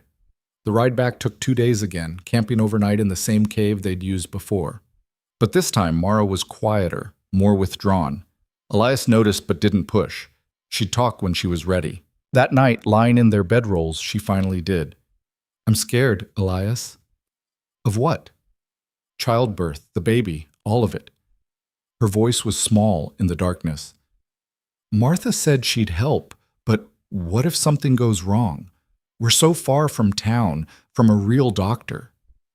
"Martha's delivered dozens of babies. She knows what she's doing." "But what if it's not enough? What if I—" She stopped, unable to say it. Elias pulled her close. "You're not going to die. And neither is the baby. We're going to get through this together." "You can't promise that." "No. But I can promise I'll be there every second, and I can promise that we'll do everything right, everything we can to keep you both safe." "What if I'm not strong enough?" "You're the strongest person I know. If anyone can do this, it's you. Mara was quiet for a long time. Then, tell me something good about the future, about after the baby comes. Elias thought, we'll teach them everything. How to read the weather, how to work the land, how to be strong and kind and honest.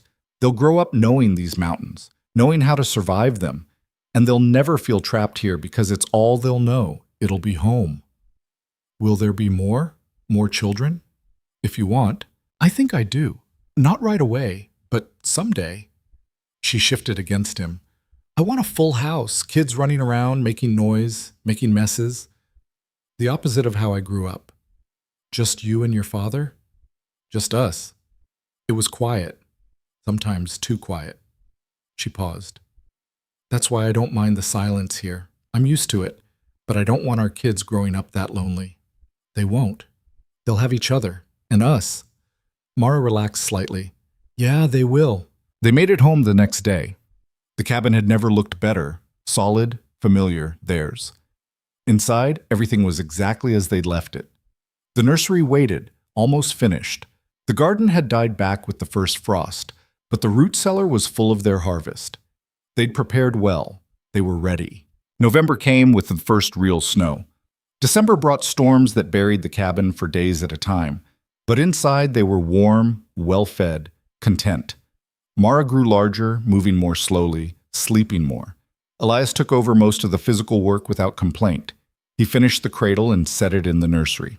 Built shelves for baby clothes and blankets. Made sure the fire stayed hot and the cabin stayed warm. In January, with Mara 7 months along, Martha Garrett made the dangerous trip up the mountain. Had to check on you before the really bad weather hits, she said, stomping snow off her boots. Let me see you, girl. She examined Mara thoroughly, asking questions, checking her size, listening to her concerns. Everything looks good, Martha announced. Baby's in the right position, you're healthy and strong. Should be a straightforward birth. Should be? Mara asked. Nothing's ever guaranteed, but I don't see any warning signs. Martha squeezed her hand. You're going to be fine. When should we call for you? When the pains start coming regular. Elias can ride down. Should take him 3 hours if he pushes. I'll come up and we'll get you through it. Martha stayed for dinner, giving them both last-minute advice and reassurance. Before she left, she pulled Elias aside. She's scared. More than she's letting on. I know. You need to be strong for her. When the time comes, she's going to need you to keep your head. I will. Good man. Martha patted his shoulder. You've surprised a lot of people, Crow, including me. You've built something real here. We built it, both of us. That's the right answer. Keep thinking like that, and you'll do just fine. February arrived with bitter cold and heavy snow. Mara was uncomfortable now, her belly huge, her patience thin. She couldn't sleep well, couldn't get comfortable, couldn't do most of the physical work she was used to. I hate this, she said one morning, frustrated. I hate being useless. You're not useless. You're growing a person. I'm sitting around like a lump while you do everything. For a few more weeks. Then things go back to normal. Normal with a baby. Yeah, normal with a baby. She softened slightly. I didn't mean I want this baby. I do. I know. I'm just ready for it to be over. To meet them. To see what we made. Elias sat beside her and put his hand on her belly. The baby kicked against his palm, strong and insistent.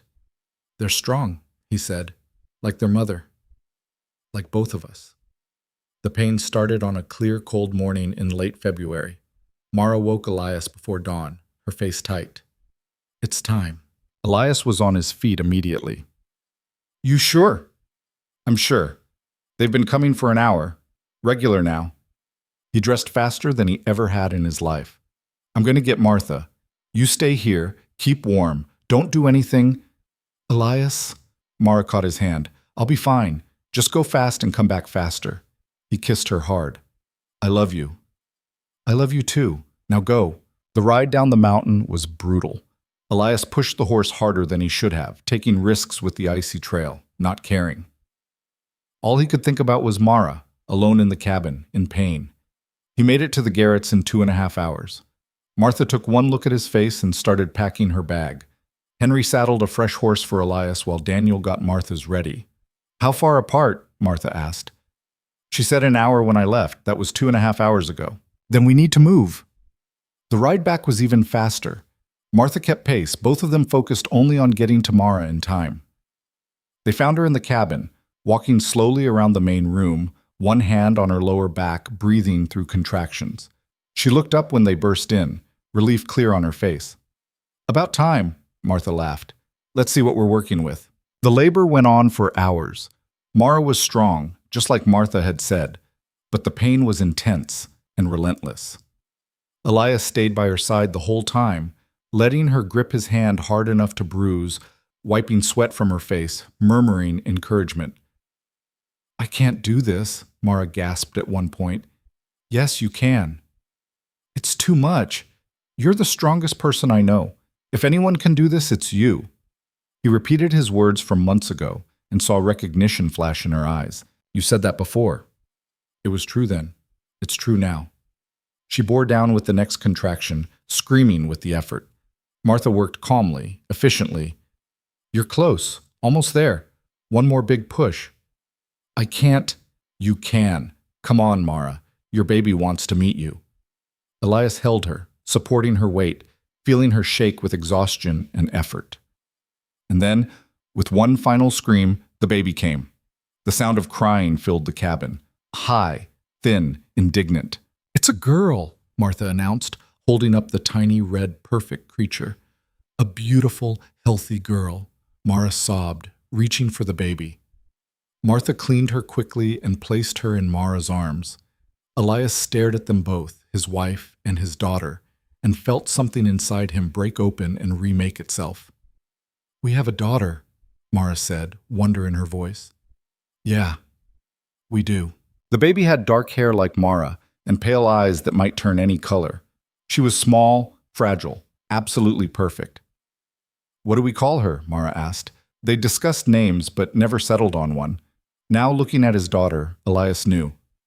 Ada, he said. After my mother. Mara looked at him, tears streaming down her face. Ada Crow. Perfect. Martha finished the rest of the work, got Mara settled, made sure everything was as it should be. By the time she was done, Mara was exhausted, half asleep, but smiling. You did well, Martha told her. Both of you. I'm proud. She stayed the night, sleeping by the fire, ready in case anything went wrong. But nothing did. Mara slept, Ada slept, and Elias sat in the rocking chair he'd built, holding his daughter, unable to look away. Martha left in the morning with promises to check on them in a few weeks. And then it was just the three of them. The first weeks were brutal in a different way than labor. Ada cried constantly, needed feeding every few hours, barely slept. Mara was healing, exhausted, overwhelmed. Elias felt helpless, unable to do the one thing his daughter needed most. But slowly, they figured it out. Learned Ada's rhythms, her cries, what soothed her and what didn't. They took turns walking her, rocking her, singing to her in the middle of the night. They learned to sleep in shifts, to eat when they could, to accept that nothing would be the same as before. And it wasn't. It was better. She smiled at me, Mara said one morning in March, her face glowing. I swear she smiled. Probably gas. It was not gas. It was a smile. Elias looked at his daughter, at the tiny person they'd made together, and felt his heart expand in ways he hadn't known were possible. This was what the other women hadn't understood. It wasn't about the cabin or the location or the hardship. It was about building something that mattered, something that would outlast them, something real. Winter loosened its grip. April brought warmer days. May brought the return of green to the mountains. And through it all, Ada grew. She became more alert, more responsive, more herself. She looks like you, Elias said one evening, watching Mara nurse the baby. She has your stubbornness. That's all you, Mara laughed. Maybe we're both stubborn. Definitely. In June, they planted the garden again, this time with Ada in a sling on Mara's chest, watching the world with wide, curious eyes. They worked the land together, just like before, but now with a witness to their labor. She'll grow up knowing how to do this, Mara said. Won't even question it. It'll just be normal. That's what we want, isn't it? Yeah, it is. The Garretts visited in July, bringing gifts for Ada. A blanket Martha had knitted, A carved wooden rattle from Henry, a promise from Daniel to teach her to ride when she was old enough. "You've done well," Henry said to Elias while the women cooed over the baby. "Built yourself a real family. We built it together. That's the key, isn't it? Can't do it alone." Henry looked at Mara, then back to Elias. "I remember when you first came up here, thought you were crazy, trying to live alone on this mountain. Turns out you weren't crazy, just waiting for the right partner."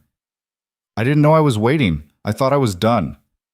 "Sometimes the thing we need finds us when we've stopped looking." Henry clapped him on the shoulder.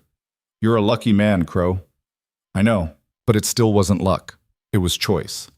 Mara choosing to stay, Elias choosing to let her in. Both of them choosing each day to build something together instead of tearing it down. That night, after the Garretts left, Elias and Mara sat outside on the porch with Ada between them in her cradle, watching the sunset paint the mountains gold and pink. "Do you ever think about those other women?" Mara asked. "Sometimes."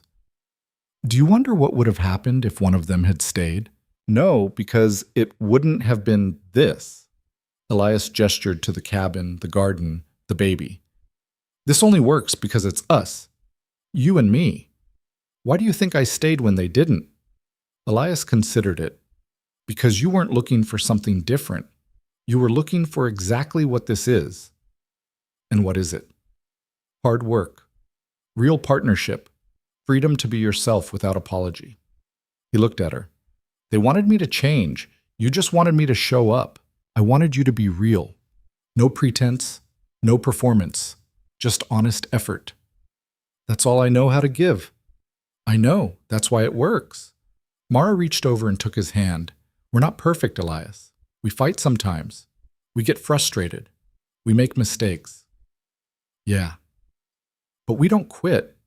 That's the difference. We don't run when things get hard." Elias squeezed her hand. "No, we don't." Ada stirred in her sleep, making small sounds. They both looked at her, their daughter, their future. "She's going to have siblings," Mara said. "Eventually, when I'm ready." "How many?" "I don't know. 3, maybe? 4? Elias smiled. "A full house." "Exactly." Mara leaned her head on his shoulder. "We'll fill this place with life, with kids and laughter and work and love. We'll build something that lasts generations. Our legacy.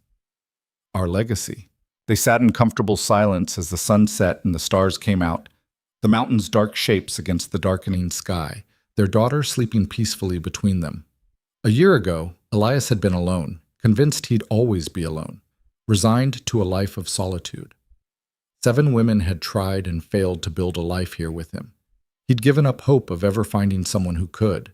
And then Mara had arrived through a snowstorm, stepped off that wagon with steady confidence, and everything had changed. She hadn't come to be saved, she'd come to build. And together, they'd built something stronger than either of them could have managed alone. Not a perfect life. There was no such thing up here, or anywhere else.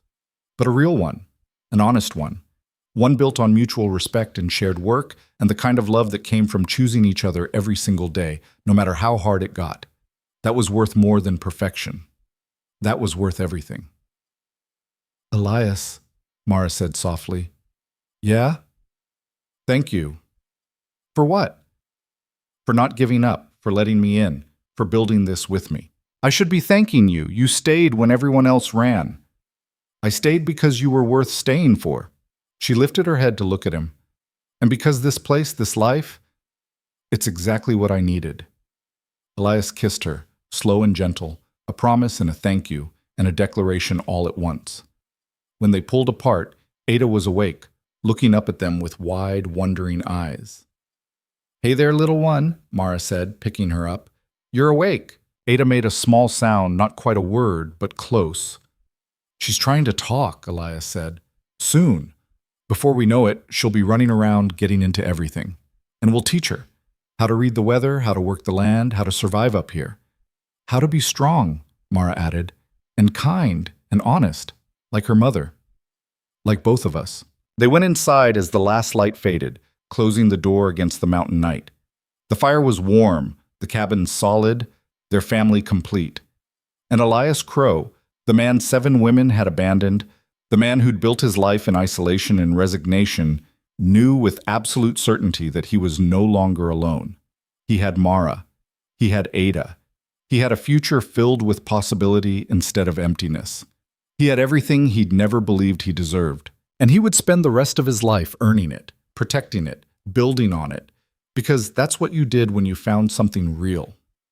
You didn't take it for granted. You didn't assume it would last on its own. You showed up every day. You did the work. You made the choice to stay, to fight, to build. That was the lesson those 7 women had taught him, even if they hadn't meant to. Love wasn't something you found ready-made. It was something you built, piece by piece, choice by choice, day by day. And he and Mara had built something that would last. Not because it was easy, but because it was worth it. The mountains stood eternal outside their door, harsh and beautiful and unforgiving. Inside, warmth and light and love filled every corner of the small cabin. This was home. This was family. This was the life Elias had stopped believing in. And it was real. Years would pass. More children would come. The cabin would expand to hold them all. The garden would grow larger. The work would continue, season after season, year after year. But the foundation would remain the same. 2 people who'd chosen each other, who'd chosen this life, who'd chosen to build instead of run. That was enough. That was everything. And as Elias stood with his wife and daughter in the firelight, the man who'd been abandoned 7 times finally understood what he'd been waiting for all along. Not someone to complete him, not someone to make the hard parts easy, not someone to transform him into something he wasn't, just someone to stand beside him, to work with him, to choose him, every day, the same way he chose her. Someone like Mara. And that made all the difference.